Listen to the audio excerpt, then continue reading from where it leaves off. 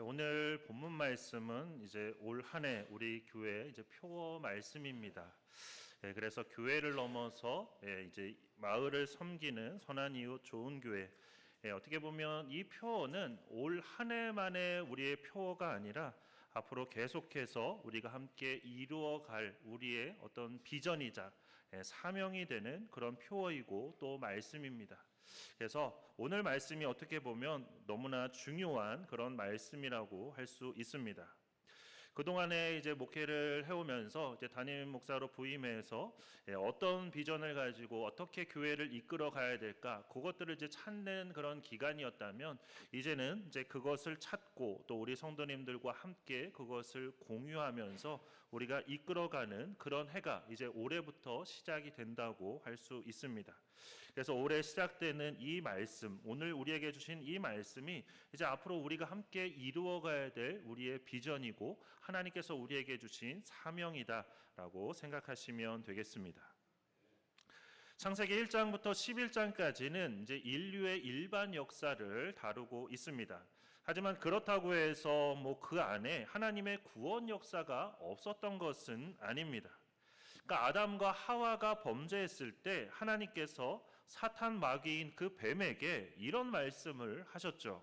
내가 너로 여자와 원수가 되게 하고 내 후손도 여자의 후손과 원수가 되게 하리니 여자의 후손은 내 머리를 상하게 할 것이요 너는 그의 발꿈치를 상하게 할 것이니라. 그러니까 이 말씀은 이미 하나님의 구원 역사가 진행되고 있다는 것을 보여주는 말씀입니다. 하지만 그래도 본격적인 이제 구원 역사의 시작은 바로 오늘 본문인 창세기 12장부터가 본격적인 구원 역사의 시작이라고 할 수 있습니다. 하나님께서는 이 구원 역사를 위해서 누구를 부르셨냐면 아브라함을 부르셨습니다. 부르시면서 하신 말씀이 바로 오늘 본문 말씀입니다. 하나님께서는 먼저 아브라함에게 1절 말씀처럼 고향을 떠나고 친척과 아버지의 집을 떠나라고 말씀하셨습니다. 그러면서 내가 내게 보여줄 땅으로 가라고 말씀하셨죠. 그러니까 이미 보여주신 땅도 아니고 앞으로 보여주게 될 그 땅으로 가라는 말씀입니다. 그러면서 그렇게 해야 되는 이유에 대해서 이제 2절에서 말씀해 주시는데 하나님께서 아브라함을 통해서 큰 민족을 이루시겠다는 겁니다. 그리고 아브라함이라는 그 이름에 복을 주셔서 그 이름을 창대하게 하시겠다라고 말씀하셨는데 이제 이 부분을 쉬운 성경으로 보면 그 이름을 빛나게 하겠다 이렇게 말씀하셨습니다. 그래서 아브라함이 복이 되게 하실 것이라고, 그러니까 아브라함 자체가 복이 되게 하실 거라고 말씀하셨는데 복이 되게 하신다는 것은 이제 3절 하반절 말씀에 그 설명이 잘 되어 있습니다. 그러니까 땅의 모든 족속이 아브라함으로 말미암아 이제 복을 얻게 될 것이라는 말씀입니다. 사람은 누구나 다 복을 받고 싶어 합니다. 복 받고 싶지 않은 사람은 없죠. 그래서 우리가 새해만 되면 새해 복 많이 받으라고 그렇게 인사를 합니다. 인사할 때 새해 복 조금 받으세요 그렇게 인사하시는 분은 없잖아요. 우리는 누구나 다 새해 복을 많이 받고 싶어 합니다. 그런데 이제 복이라는 게 우리가 한 번 받는다고 해서 만족이 될까요? 절대 그렇지가 않습니다. 복은 한 번 받으면 끝나는 게 아니라 오히려 한 번 받은 그 복으로 인해서 또다시 복을 받고 싶어 합니다. 이전보다도 더 큰 복을 받고 싶어 하는 게 이제 사람의 마음입니다.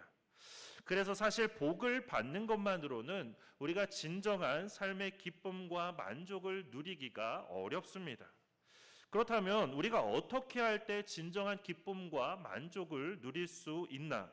그건 바로 우리가 받은 그 복을 나눠줄 때, 다른 사람들과 그 복을 함께 나눌 때, 그러니까 복이라는 건 받을 때보다도 오히려 다른 사람들에게 베풀고 나누어 줄 때, 그래서 아브라함처럼 내가 복이 되어서 많은 사람이 나를 통해서 복을 얻게 될 때, 그럴 때 진정한 삶의 기쁨과 만족을 누리게 되는 것입니다. 우리가 신앙생활을 하면서도 왜 내 신앙생활은 이러지? 나는 어떤 기쁨도 없고 만족도 별로 없네. 믿어도 믿는 것 같지 않고 잘 모르겠다. 이런 분들이 계실 텐데 왜 그러냐면 우리가 받기만 하기 때문에 그렇다는 겁니다. 하나님의 말씀을, 구원의 은혜를 우리가 받기만 하고 전하지는 않으면 그러면 기쁨도 만족도 감사도 없게 되는 것입니다. 우리가 어떤 소문을 듣게 된다면 그래서 만약에 이제 경기가 어려워지면서 정부에서 우리에게 다 지원금을 준다는 그런 소식을 듣게 된다면 그러면 누구나 할 것 없이 당연히 신청해서 그 지원금을 받게 될 겁니다.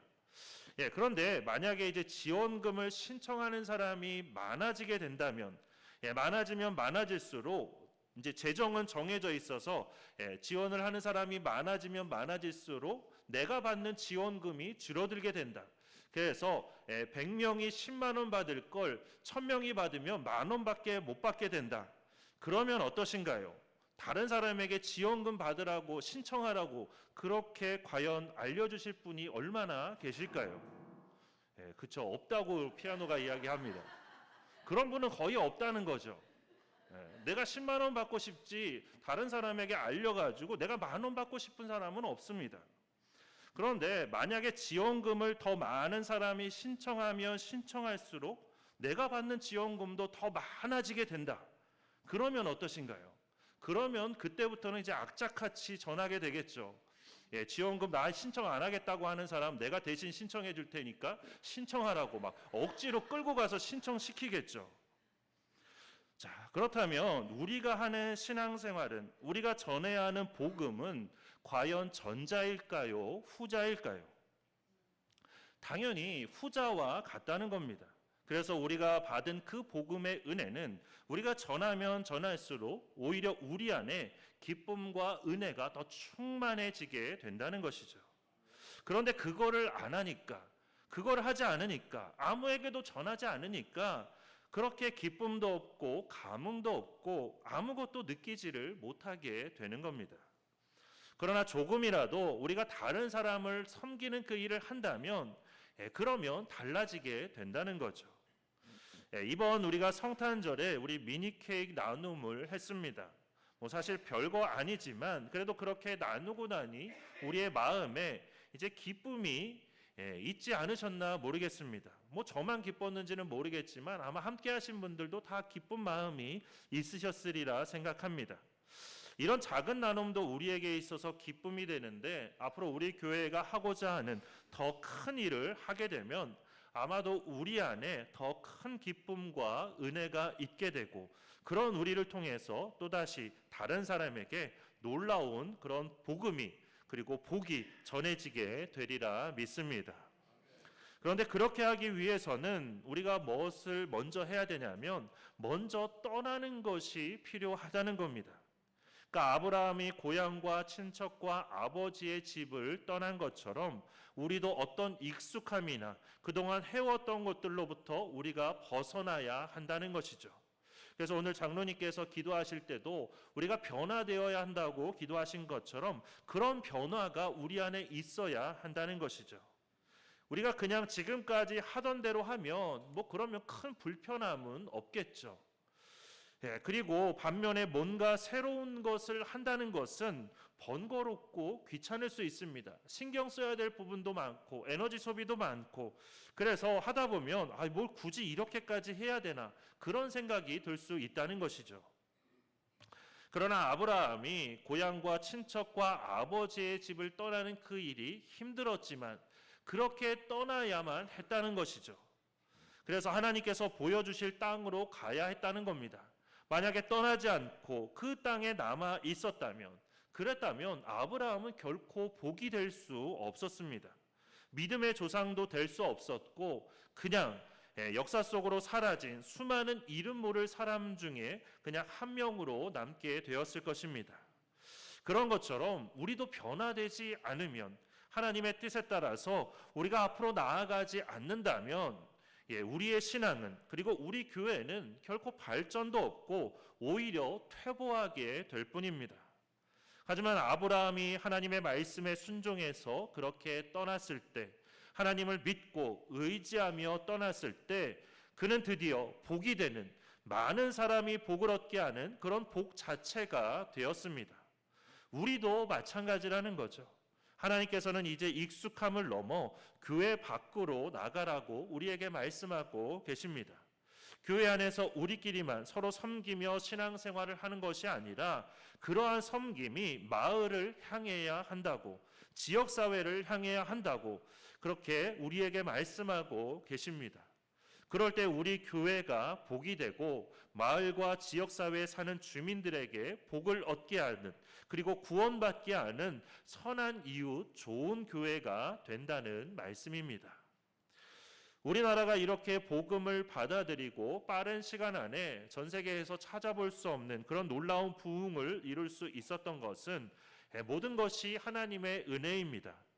하지만 그 안에는 또한 우리나라 사람들의 어떤 종교적인 특성도 있고, 그리고 무엇보다도 우리나라에 들어온 선교사님들의 그런 놀라운 선교 전략과 섬김, 그리고 희생 정신이 있었기 때문입니다.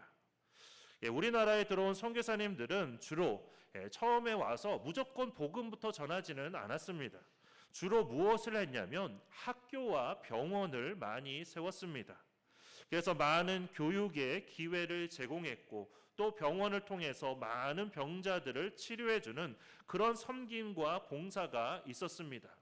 그래서 헤론이라는 그런 고종 황제의 주치의가 그렇게 일반 사회에 나와서 다른 어떻게 보면 노예 신분인, 그렇게 천한 노비 신분인 그런 사람들도 고쳐주고 했습니다.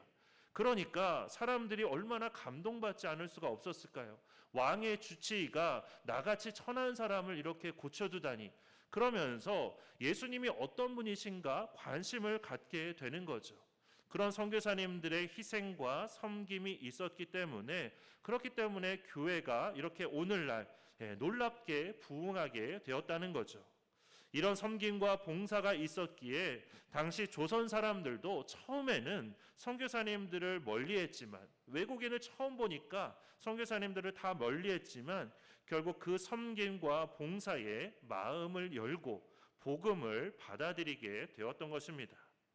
그리고 그 후에도 교회는 다양한 모습으로 당시 한국 사회를 위해 섬기며 봉사했고, 그래서 많은 애국지사들 중에 상당수가 또 기독교인이기도 했습니다. 당시에는 이제 인구에 비해서 기독교인이, 크리스찬이 많지 않았지만, 그러나 오히려 말씀에 따라서 진실한 섬김과 사랑의 모습으로 믿지 않는 사람들에게 진정한 그리스도인의 모습을 보여줬기 때문에, 진정한 섬김의 모습을 보여줬기 때문에 그렇게 많은 애국지사들이 교회를 통해서 배출되었고, 교회가 한국 사회에 큰 영향력을 끼칠 수 있었습니다. 그러면서 이와 더불어 한국 교회가 빠르게 성장하게 된 것입니다. 그런데 안타깝게도 이렇게 성장하던 한국 교회가 2000년대에 들어와서는 쇠퇴의 길로 접어들었습니다. 이건 단순히 그냥 교인이 들어드는 그런 양적인 측면만을 말하는 게 아닙니다. 교회가 그동안에는 사람들로부터, 사회로부터 존경과 신뢰를 받았는데, 이제 2000년대에 들어와서는 그런 존경과 신뢰를 잃어버리게 되었다는 것이죠. 오히려 비판의 대상이 되는 그런 일들이 일어나고 말았습니다. 이런 질적인 측면에서도 교회가 세상 사람들로부터 참 비판을 받는 그런 역사들을 통해서 질적인 측면에서도 그렇게 교회의 쇠퇴가 나타나고 있다는 것이 더 큰 문제입니다. 더욱이 우리가 잘 아는 것처럼 이제 코로나19를 거치면서 일부 교회의 그런 부적절한 대응으로 인해서 한국 교회에 대한 국민들의 신뢰도가 급격하게 추락하고 말았습니다. 그래서 코로나19 이후에 한국 교회에 대한 믿지 않는 사람들의 이미지는 그런 게 됐습니다. 그냥 거리를 두고 싶은, 그리고 이중적이고 사기꾼 같은 그런 이미지가 되고 말았다는 겁니다. 한국 교회에 대한 사회적 신뢰도가 이처럼 너무나 많이 하락하게 되었다는 것이죠. 그 이유에 대해서 한국 갤럽의 그 조사에 따르면 이런 이유들을 지적하고 있습니다. 한국 교회는 그동안 양적 팽창과 외형에 너무 치우쳐 있으며 물량주의에 너무 물들어 있는 등 세속화되어 세상 사람들과 다를 것이 없다. 또한 사회봉사와 이웃사랑의 실천에는 인색하다. 지나치게 자기교회 중심적이다. 이런 것들이 바로 세상 사람들이 교회를 향해서 외치는 평가입니다. 물론 모범적으로 섬김과 나눔을 실천하는 교회들도 적지 않겠지만, 그러나 세상에 비춰지는 한국교회의 이러한 자화상은 그야말로 부끄러운 모습이 아닐 수 없습니다. 한때는 사회로부터 인정받고 사회 변혁의 선구적 역할을 감당했던 한국교회가 이처럼 오늘날에는 가장 비판받는 종교, 가장 신뢰받지 못하는 그런 종교로 전락하고 말았는데, 이러한 이미지를 우리가 벗어버리고 다시 신뢰받기 위해서는, 그리고 선한 영향력을 이 세상 가운데 끼치고 그리고 복음을 잘 전할 수 있기 위해서는 무엇보다도 우리가 먼저 다시 성경으로 돌아가서 올바른 섬김과 봉사를 통해서 우리가 세상을 향해 사랑을 실천해야 한다는 겁니다. 그래서 교회가 속한 지역사회 안에서 사회적 책임과 역할을 잘 감당하는 그런 빛과 소금이 되어야 한다는 것이죠. 그래서 지역사회의 어두운 곳을 우리가 밝혀주고 어려운 이웃을 도와주며 지역에 꼭 필요한 그런 교회가 될 때, 그럴 때 교회에 대한 사람들의 인식과 이미지도 변화될 것이고 세상으로부터 신뢰와 존경을 다시 받을 수 있게 될 것입니다. 이것이 중요한 이유는 그냥 단순히 이미지 변신만을 위해서 그렇게 하자는 게 아니죠. 그것이 이루어져야만, 그래야만 복음이 잘 전해질 수 있기 때문입니다. 그렇기 때문에 우리가 이제는 섬김과 그런 봉사로 나아가지 않을 수 없는 그런 시대가 된 것입니다. 그리고 이것은 오늘날 되어서 갑작스럽게 그렇게 해야 된다, 그런 게 아니라는 거죠. 이미 성경에도 보면 하나님께서 우리에게 그렇게 이웃을 사랑하고 이웃을 섬기고 이웃을 위해서 봉사할 것을 이미 구약시대 때부터 우리에게 여러 차례 말씀해 오셨다는 것이죠. 그래서 신명기 14장에 보면 11조와 관련된 말씀이 나오는데, 이 말씀을 보면 이웃을 섬기고 돕는 것이 하나님의 명령이고 또한 우리가 범사에 복을 받는 길임을 우리에게 말씀해 주고 있습니다.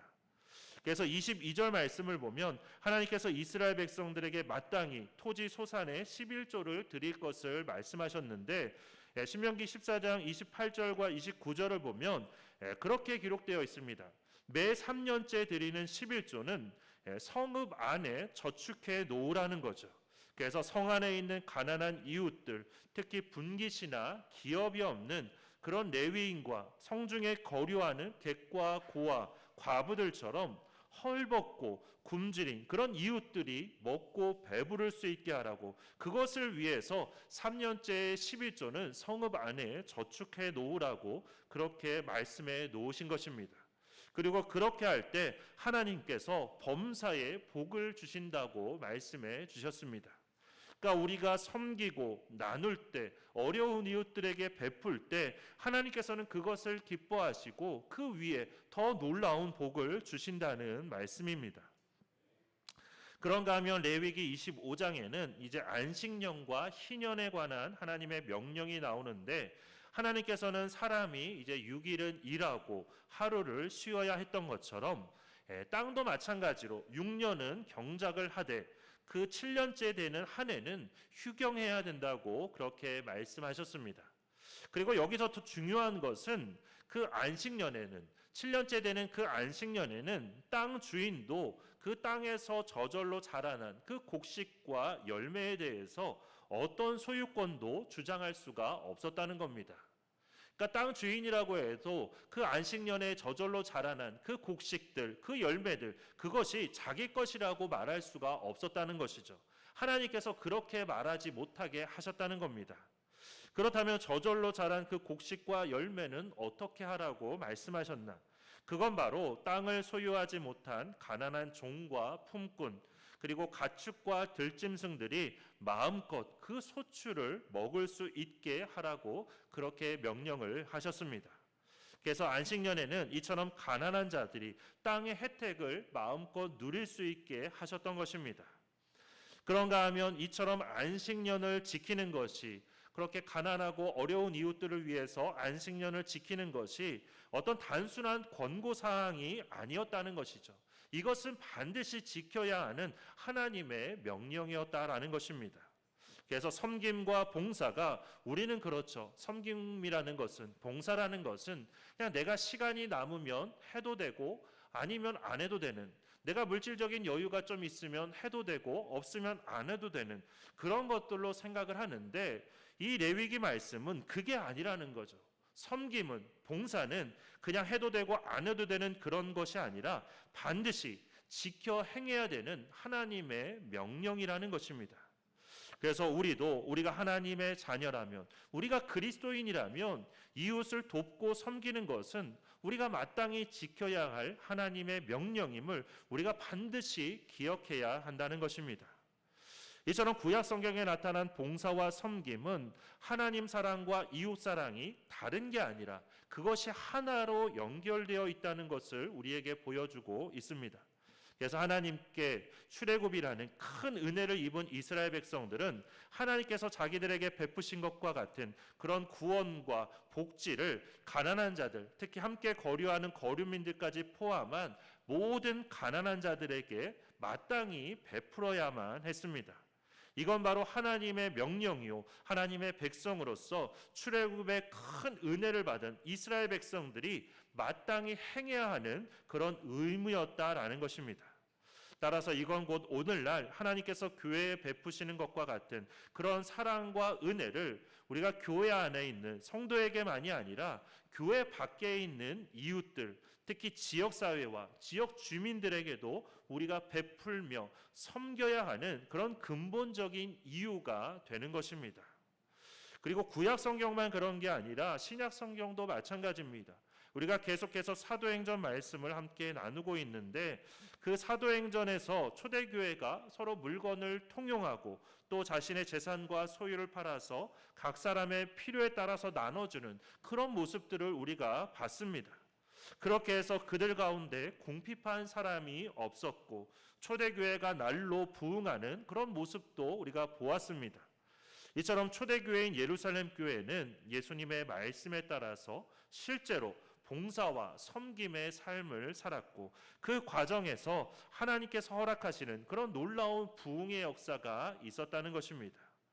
이처럼 신약 성경은 우리가 예수님의 모습을 본받아 그렇게 봉사와 섬김의 삶을 살아갈 때, 그것도 구체적인 봉사와 섬김의 삶을 살 때 어떤 놀라운 일들이 우리에게 일어나게 되는지를 우리에게 잘 보여주고 있는 말씀입니다. 특히 교회가 어떻게 활성화되는지를 우리에게 잘 보여주는 좋은 예시라고 할 수 있습니다. 따라서 이러한 점에서 앞으로 우리 샘교회의 회복과 활성화를 위해서는 우리는 반드시 마을과 지역사회를 섬기는 그런 섬김과 봉사가 우리에게 있어야 한다는 것입니다. 교회는 예배를 드리는 장소이죠. 교육을 하고 전도하고 교제를 하는 곳입니다. 이처럼 예배와 교육, 전도, 교제도 중요하지만 오늘날에는 무엇보다도 봉사가 너무나 중요한 그런 시대가 되었습니다. 그리고 이러한 봉사도 그냥 교회 안에만 머무르는 그런 봉사가 아니라, 교인들끼리만 서로 섬기는 그런 봉사가 아니라, 이제는 교회가 속한 마을과 지역사회를 섬기는 그런 봉사가 필요한 시대가 되었습니다. 왜냐하면 그렇게 하는 것이 바로 교회가 사회 속에서 빛과 소금의 역할을 감당하는 것이고, 교회의 신뢰도를 높이는 길이고, 또한 교회가 교회다워지는 길이기 때문입니다. 교회가 지역사회를 섬기며 지역사회에서 인정받고 지역사회에 필요한 그런 교회가 될 때, 그럴 때 교회는 초대교회처럼 믿지 않는 사람들에게도 인정받고 칭찬받는 그런 교회가 된다는 것입니다. 뿐만 아니라 성도들도 그 가운데서 진정한 보람을 느끼고 또 그리스도인으로서의 자부심도 느끼게 되면서 교회도 더 활성화가 된다는 것이죠. 그렇다면 우리가 구체적으로 무엇을 어떻게 해야 되는가? 이 부분에 대해서는 지금 말씀드리기는 어렵고 이 부분은 오늘 오후 예배 때 우리가 좀 함께 보고자 합니다. 우리가 어떻게 이 지역사회를 섬겨야 되는가, 그것에 대해서 우리가 구체적으로 함께 오후 예배 때 나누고자 합니다. 그렇게 오후 예배도 꼭 참여하셔서 그 부분을 좀 함께 나누고 함께 그러한 비전을, 꿈을 우리가 함께 품을 수 있기를 바랍니다. 3인의 법칙이라는 게 있습니다. 우리가 아무것도 없는 하늘을 그냥 어떤 한 사람이 바라보거나 두 사람이 그 하늘을 멍하니 바라보고 있으면, 그러면 사람들은 그 사람들을 이상하게 생각할 뿐입니다. 저 사람 뭐 어디를 바라보고 있는 거지? 그렇게 생각한다는 거죠. 그런데 이상하게도 세 사람 이상이 그렇게 멍하니 하늘을 바라보고 있으면 그런 지나가는 사람들도 발걸음을 멈추고 뭐가 있나 싶어서 그곳을 함께 바라보게 된다는 것이죠. 그러니까 2명까지는 그런 일이 없는데 이상하게도 사회 심리학자들이 연구를 해보니까 세 사람 이상이 한 곳을 바라보게 되면 다른 사람들도 그곳을 함께 바라보게 된다는 것이죠. 이게 바로 3인의 법칙이라는 겁니다. 우리가 하나님께서 주신 비전과 꿈, 마을과 지역사회를 섬김으로써 선한 이웃, 좋은 교회가 되고자 하는 이 모든 비전과 꿈을 우리가 함께 품고 함께 공유하며 함께 나눌 때, 그리고 함께 노력할 때 여기에 참여하시는 분이 한 분 한 분 더 많아질 때마다, 그럴 때마다 나타나게 되는 그 결과는 놀랍게 다르다는 것이죠. 그렇게 다른 사람이 하고 있으니까 나는 안 해도 된다, 이런 생각이 아니라 나도 그리스도인이요, 나도 하나님의 백성이기 때문에 나도 반드시 해야 된다, 우리가 이런 생각을 품고 하나님께서 주시는 꿈과 비전을 향해서 함께 나아가는 그런 우리가 되기를 바랍니다.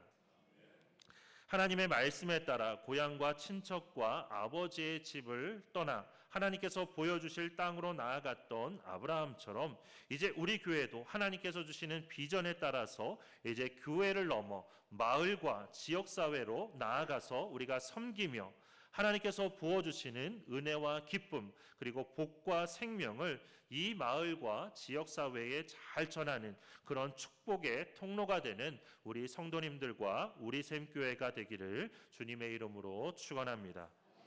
이제 우리 주신 말씀 생각하면서 우리 작은 불꽃 하나가 함께 찬양하고 기도하도록 하겠습니다.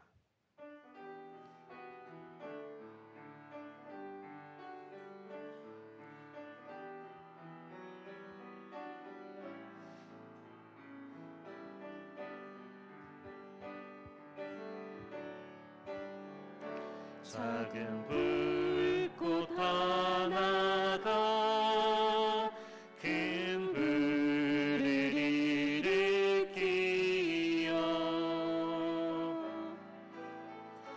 곧 주위 사람들 그 불에 몸 녹이듯이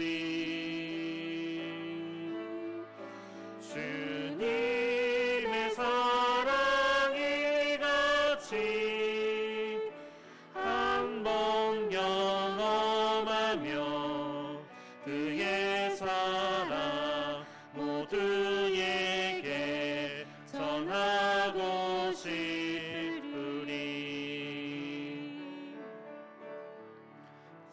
새싹이 돋아나며 새들은 찢어지고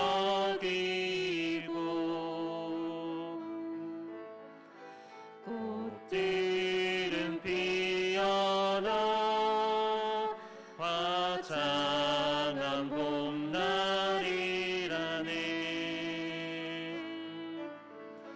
주님의 사랑 놀라워 한번 경험하며 봄과 같은 새 희망을 전하고 싶으리.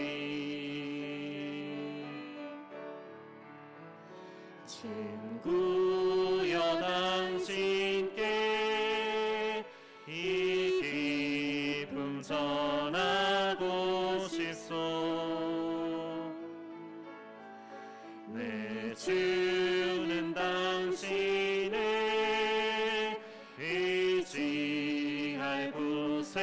주라오. 산 위에 올라가서 세상에 외치리. 내게 임한 주의 사랑 전하기 원하네. 산 위에 올라가서 세상에 외치리. 내게 임한 주의 사랑 전하기 원하네.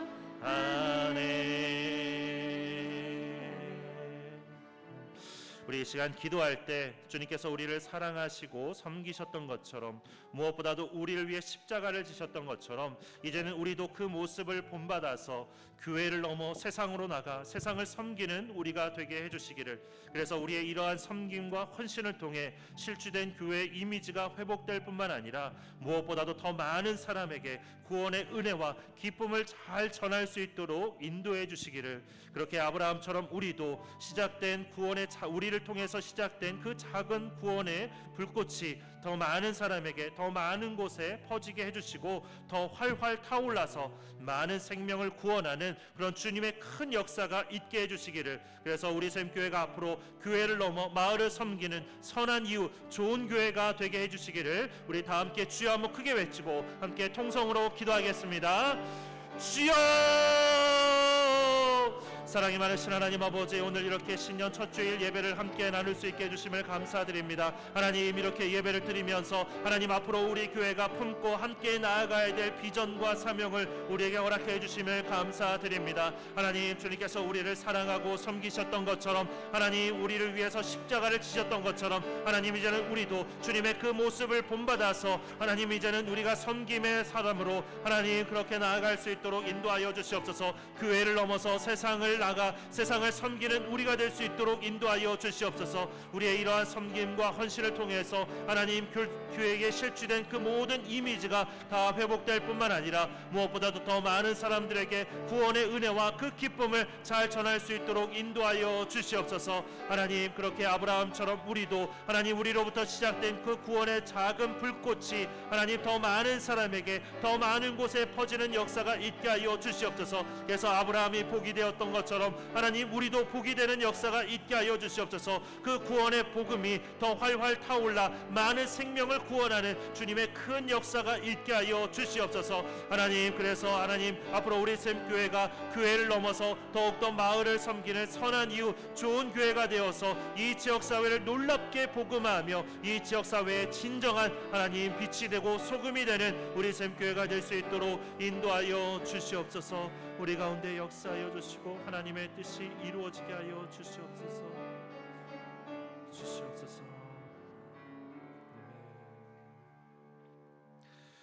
사랑의 하나님, 오늘도 저희들에게 새해 첫 주일을 허락하여 주시고 이렇게 귀한 말씀, 앞으로 우리가 함께 꿈꾸며 하나님 우리가 이루어가야 될 비전과 사명의 말씀을 우리에게 주심을 감사드립니다.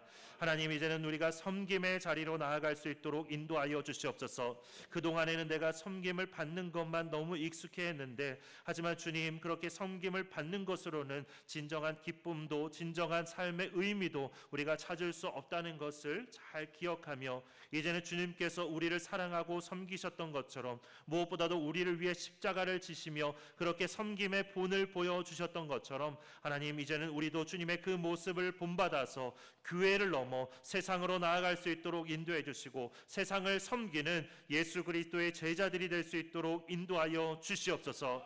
그래서 우리의 이러한 섬김과 헌신을 통해 하나님 이 땅에 무너진 교회의 이미지들이 다시 회복될 뿐만 아니라 무엇보다도 더 많은 사람들에게 구원의 은혜와 기쁨이 잘 전해질 수 있도록 인도하여 주시옵소서. 하나님, 그렇게 아브라함처럼 우리로부터 시작된 구원의 작은 불꽃이 더 많은 사람에게, 더 많은 곳에 퍼지게 하여 주시고 더 활활 타올라서 많은 생명을 구원하는 주님의 큰 역사가 있게 하여 주시옵소서. 주시옵소서.